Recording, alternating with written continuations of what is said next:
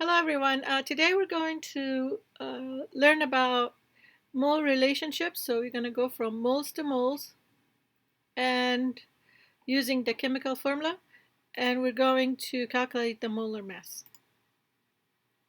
And we're going to convert between moles and molar and mass and vice versa.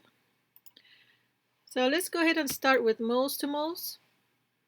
Determine the number of moles of chloride ions in 2.5 moles of zinc chloride. So for every 1 mole of zinc chloride, there are 2 moles of chloride ions. So we set it up. We start with what's given, 2.5 moles of zinc chloride.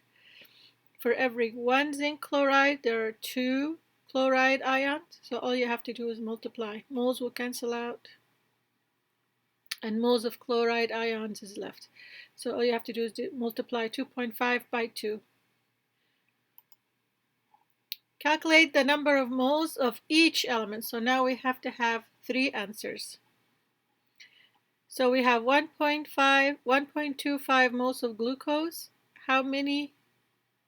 Calculate the number of moles of each element. So we need carbon, hydrogen, and oxygen. So we start with the 1.25. We have 6 carbons, so we multiply by 6. That's carbon. We start with 1.25 of glucose, and we have 12 hydrogen, so we multiply by 12 to get the moles of hydrogen.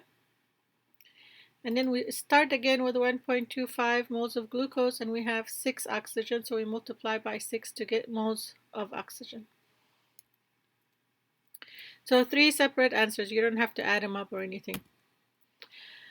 Determine the number of moles of sulfate ion. Sulfate ion is the one in parentheses. So there are 3 of them. There are 3 on the outside. In 3.0 moles of iron sulfate. In the whole thing here, right here, iron sulfate. So we start with what's given, which is 3.0 moles of iron sulfate. For every 1 mole of iron sulfate, there are 3 moles of sulfate ion. All you have to do is multiply by 3. How many moles of oxygen atoms are in 5 moles of diphosphorus pentoxide? Okay, we were looking for oxygen, so we see 5 right here. We start with what's given, which is 5. Multiply by 5 because of the oxygen. For every P2O5, there's only 1. There's 5 oxygens, so we just multiply.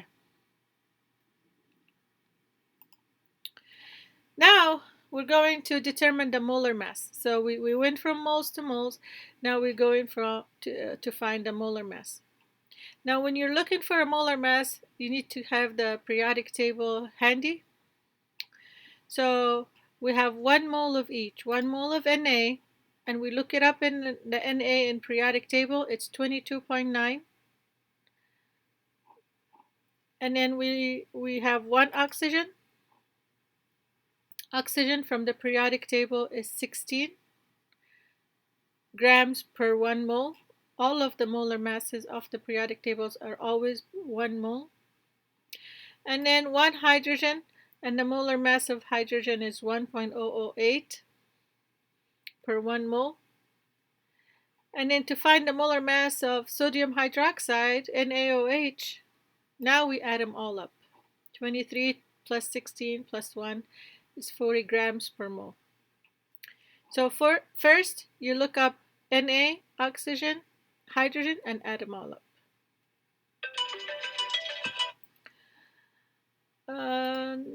Let's see. Determine the molar mass of calcium chloride. Now it's a little bit different. It's not 1 to 1, but 1 to 2. So there's 1 calcium. Molar mass right off the periodic table is 40 per 1 mole. But chlorine, there are 2 of them, 2 moles. So we multiply that by the molar mass you get right off the periodic table. You have 70. So 40 plus 70 is 110. Now, if you have any question, just ask me in class. What's the molar mass of potassium acetate? So 1 potassium, 2 carbon, 3 hydrogen, and 2 oxygen. So 1 times 39 because of potassium, 1 potassium, 2 carbons, so 2 times 12 is 24. 3 hydrogen, it's 3 times 1. And 2 oxygen, 2 times 16, and then we add them all up. We get 98.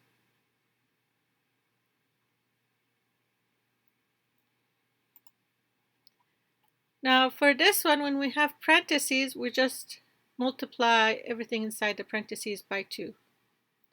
So strontium is 87, but we have 1 of them. Nitrogen, there are 2 of them, so 2 times 14. Oxygen, there are 6 of them, so 6 times 16, and then we add them all up. That's the molar mass of strontium nitrate.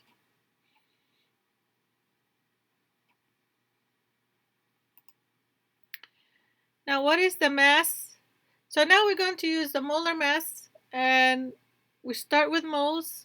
We find the molar mass to find grams. So we used the triangle before. So we're giving the molar mass right here. The moles, 3.2 moles. Now we have to find the molar mass of H2SO4. So hydrogen is 2, sulfur is 32, right off the periodic table. Oxygen is 4 times 16 is 64. We add them all up, and that number goes right here, because this corner is conversion factor, which is the molar mass. So we put it right here. And then we're looking for grams. So they're next to each other, so we multiply. 98 times 3.25. And it gives us 319. So first step, we start with the number of moles, multiply by the molar mass, gives us the grams. So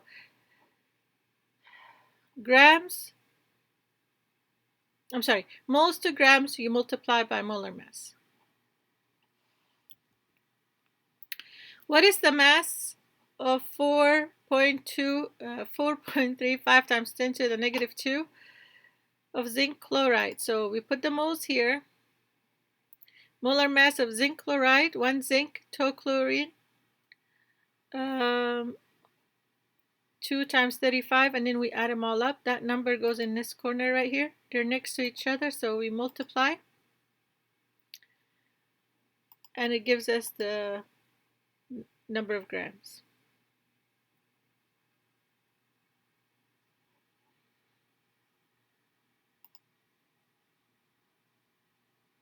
They're still the same. We're looking for grams, so moles go over here, molar mass here, and we multiply.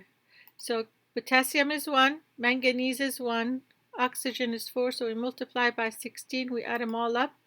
Molar mass goes on this side, next to each other, so we multiply, and we put the answer right here. So 403 grams. Okay, now we're doing the opposite. We're going from grams, so we put grams right there. Then we have to find the molar mass of silver nitrate. So 1 silver, 1 nitrogen, 3 oxygen. 3 oxygen times 16, and then we add them all up. 169.9, and then we put that number right here. We can round it up. Now, on top of each other right here, so we divide. 22.6 divided by 170, it's 0.133. So grams to moles, we divide by the molar mass. How many silver ions? Okay, so we have 25.8 grams, so it goes over here. And the molar mass is 2 silver, 1 Cr, and 4 oxygen, and we add them all up. That number goes over here. This one says ion, but it should say moles. So you divide 25.8 by 331.8, and this is what we get, 0.0778 moles.